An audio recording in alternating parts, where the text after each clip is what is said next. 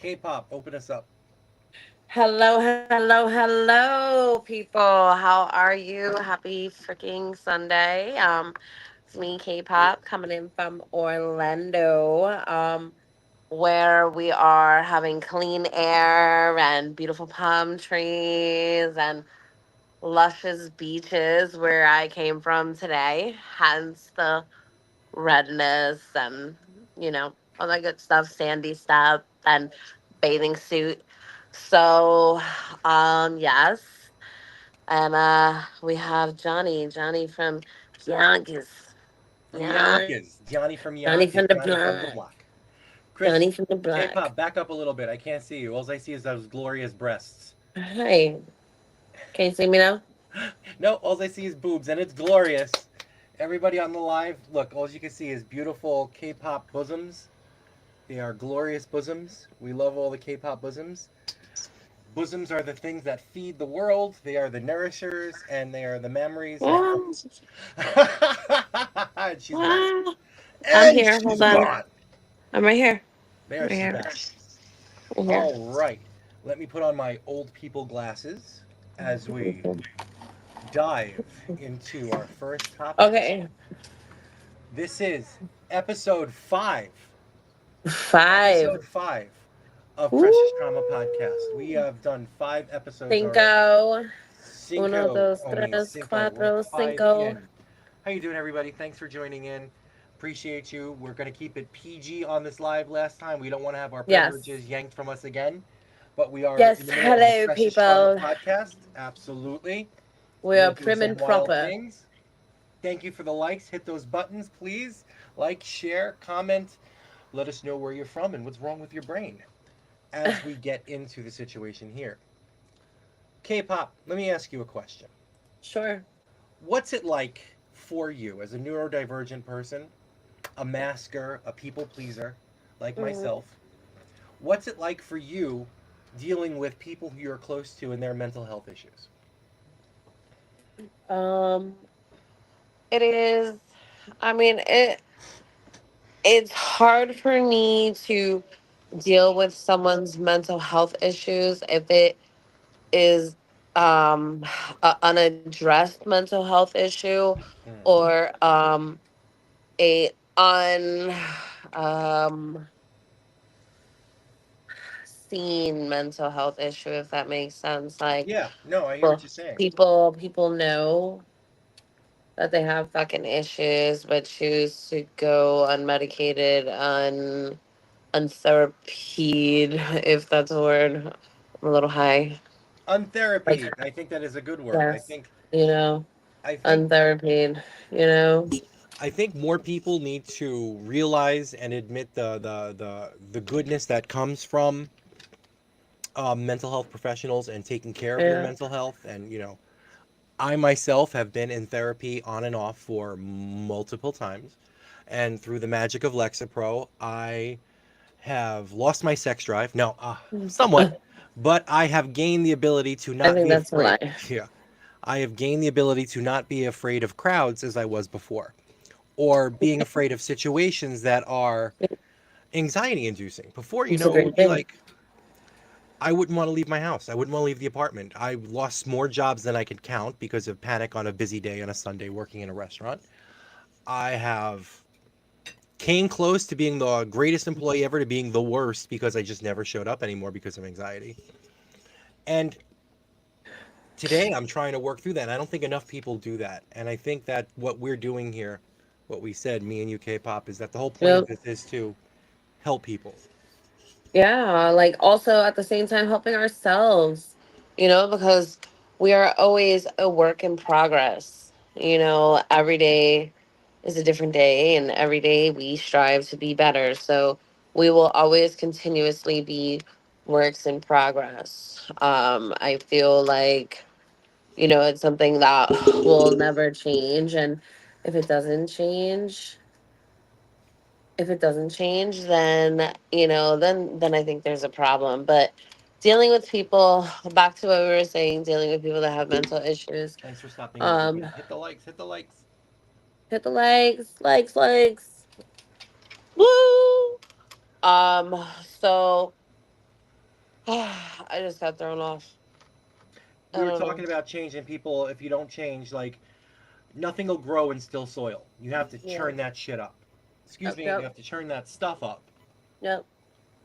and Yeah. unsettle the earth in a little bit for anything to develop. I mean, Yeah. this is me talking now. Yeah. A year ago, a little more than a year ago, I was in a job that I couldn't stand because I Uh was huh. afraid of change. And within a year, dealing with my anxiety, fighting through it, I made changes. And, you don't realize, wow, the cat just jumped up. Do you see the tail? Cat just Yes. jumped up over here. He's trying to steal my attention. Ugh. This is my I ADHD see you, kitty. babies. Tiny. This is Tiny, aka my furry businessman. Oh, I love him Hello, so much. Tony. Mwah. I love him so much. He's Hi, my baby. baby. I love him. He's a So douchebag. damn cute. See, the ADHD kicked in, the cat jumped up, and I forgot what I was talking about. I forgot what you were talking about too. We're talking about a year ago from now versus my anxiety, where it was to where it How is. you are now to where you were a year ago, More but big comfortable. improvement. More comfortable, but again, like you said before, a work in progress that is not quite finished. To go. There is more to do. But I think a lot of times is that when we're dealing with our own mental health issues and we encounter other people who have mental health issues, Uh-huh. the complexities of both situations kind of either bounce off each other and shatter, or they Yeah. meld together and codependencies are formed, or Yeah. you just kind of, as a people pleaser, you just kind of put up and deal with it till you can't deal with it anymore. Yeah. And that's pretty much it. And it's hard to feel because at times you feel selfish, saying, "Hey, well, my feelings too, but me other people are having issues." And we have to be respectful and understanding of everybody's journey because it's not about me, it's not about you, it's about us as a people. Yeah. I mean, we never know what somebody's going through either, you know? And I think when we're aware of somebody's, mental health problems, it gives you a better understanding of why Thank you that for person joining. is the Thank you way for they spamming are. the likes, everybody. Thank you.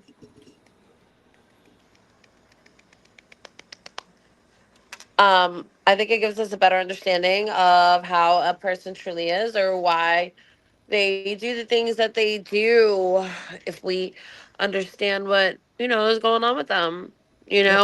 Just, educating myself more and more on ADHD Mhm. helps and has helped me to all the way back in childhood to understand why I thought the way I thought, why I went through what I went through. Mhm. Everything has made so much more sense to me, and a sense of clarity has been formed when I was diagnosed, and then started doing research and my due diligence on what it's really about. And it makes so much sense. So I think It if we makes all so much sense. are very aware of our issues, such as yours, we will, Issues. I don't have any issues. I'm perfectly sane. yeah, he is.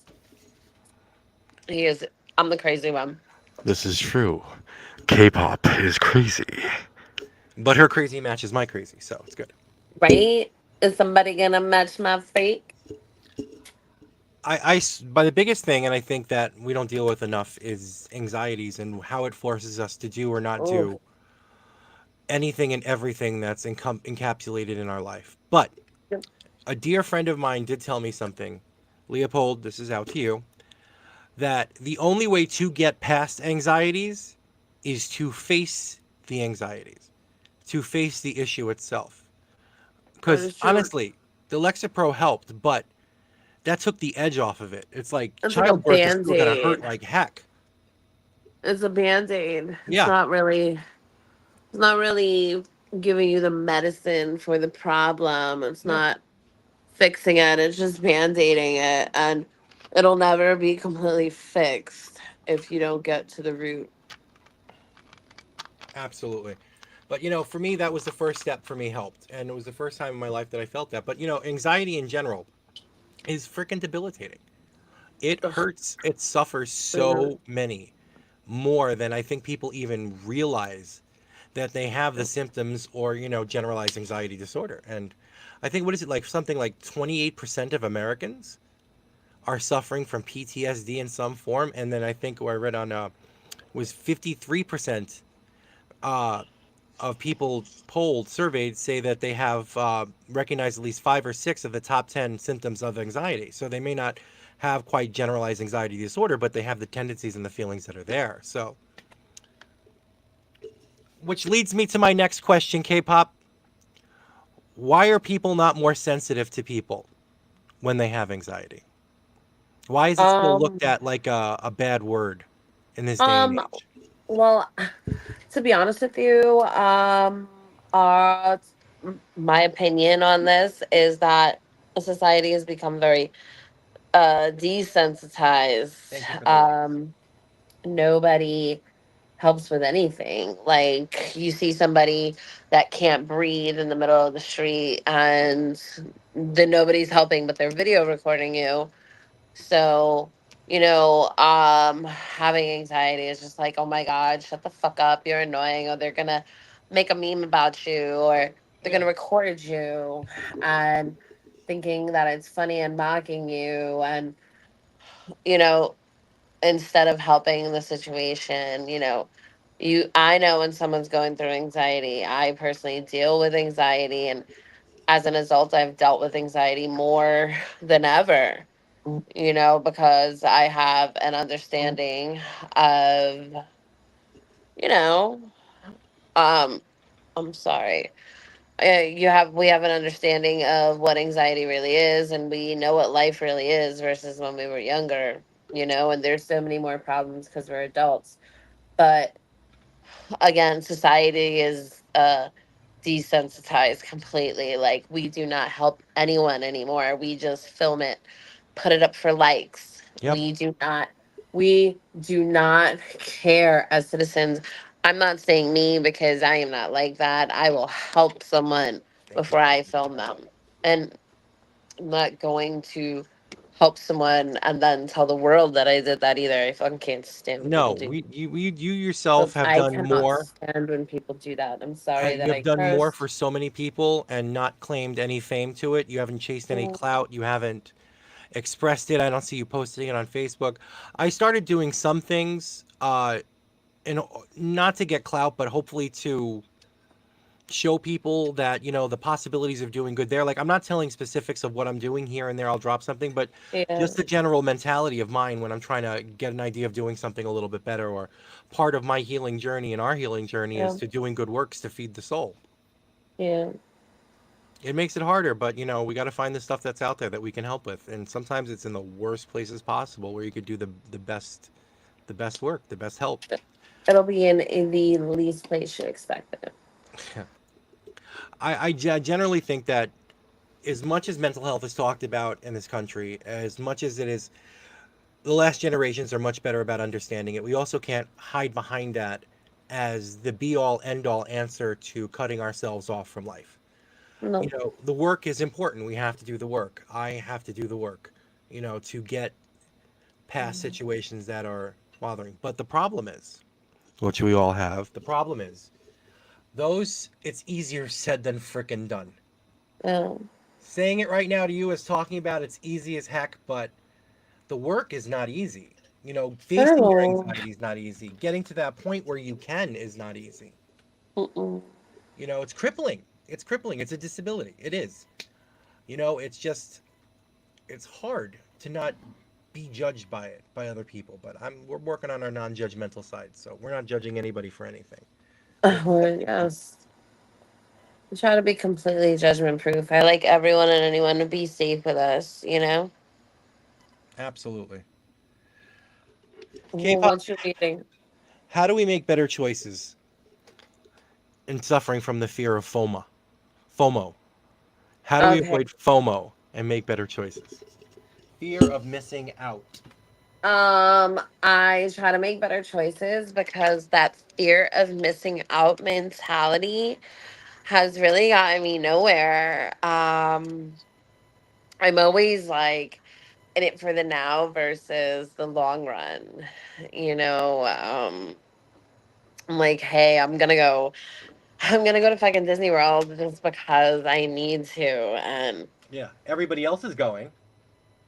And what if they're excuse gonna me, and have fun and tell me about their everyone stories? else is going, and then I'm always like, what if I fucking died tomorrow? And that is what I think, and that is I'm trying not to think that way. Like I'm really trying not to spend money on dumb things because I do that. I get very excited. I get mad. The I get dopamine hit. happy. Yep. Yeah. I just want to buy things. Like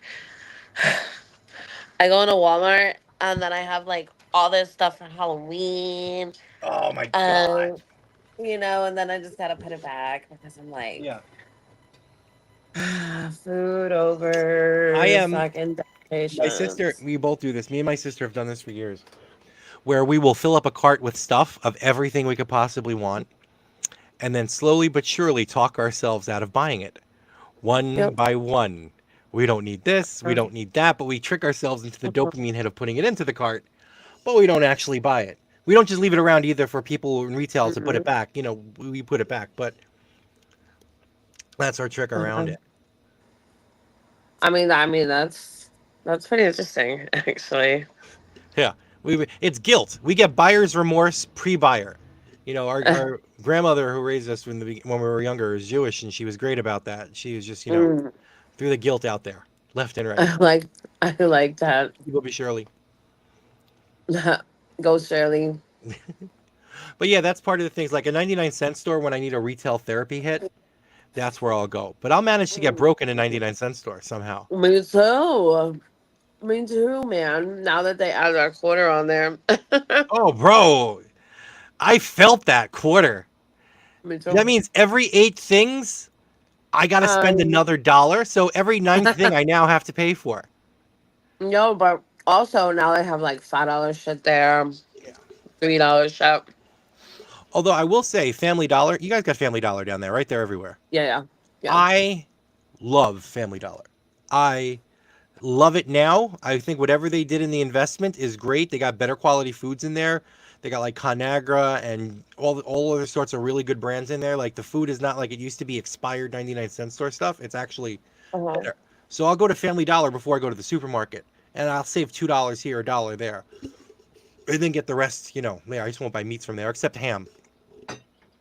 I do like the Smithfield ham from Family Dollar. That's how I break my fast. Really? Yeah, it's pretty good for 3.50. Oh, it's great. 16 ounces, boom, right there for three I'll dollars tell and you. fifty cents. I'll tell you one thing. If we're gonna talk about like ham, the only fucking ham, the only ham that I will eat is like deli What meat that ham? wise is the boar's head deluxe ham, Yeah. sliced very thin. I don't Well, know. now I'd be afraid of it. There's- No, no, no notes for Boar's Head, but just I want to be thin, but not through dysentery. Hey, K-pop, Anthony What's is up, Jennifer the going Black? ham, going ham on the likes Really? on our TikTok live. Go in, go in.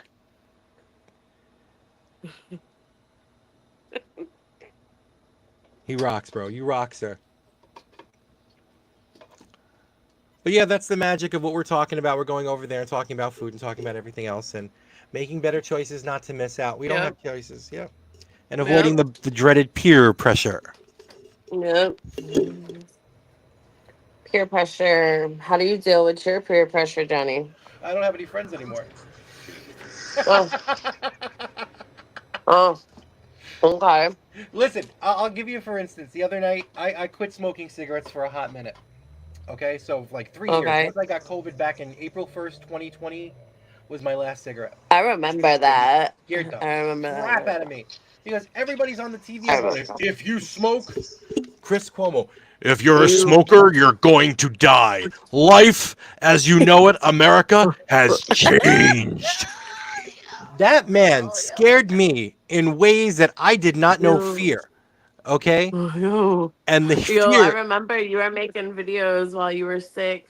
Oh Lord, you can't. I thought that was. Thought I was doing a recorded. What do you call that? What do you call that when you're Documentary. dying? Your not eulogy. That's the person people do it for you. My epitaph. I don't know. Whatever. I was making my final will and testament in my recording intestines in Uh, testament. Um, for my end of days, which I expected was coming. I felt it. I felt death was near.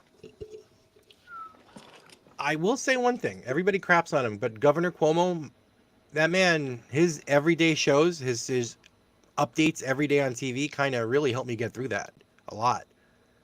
Like, I felt better. I feel like he was honest about, I don't care who he slept with or what he did. It doesn't make a difference to me. Although, let me rephrase that. Any woman and no woman or any person should not have to deal with sexual harassment in any which way whatsoever. That's not okay. That's not, Wait, what happened? yeah, it's not something that you can forgive or look past. I'm just saying that at that time, before all those indictments came through and But he had to wait, resign. I forgot about that. I forgot all about that. Yeah. Well, you're in Florida. That wasn't your Like, governor wait, then. nope, nope. No, I was down here for everything.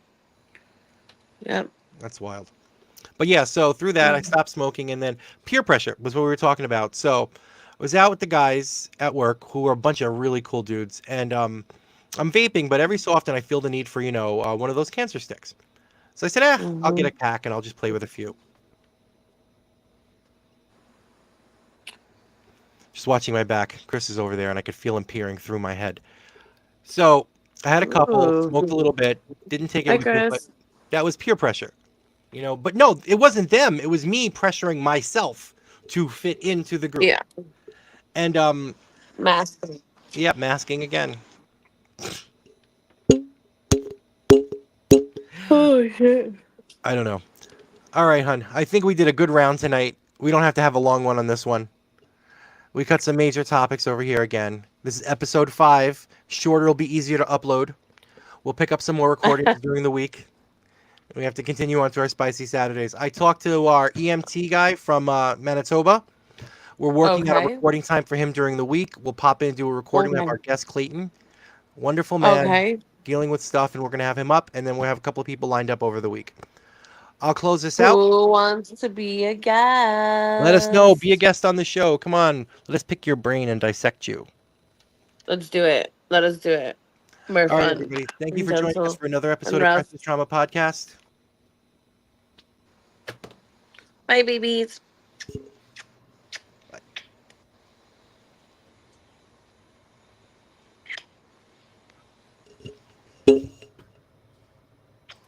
All right, we're done.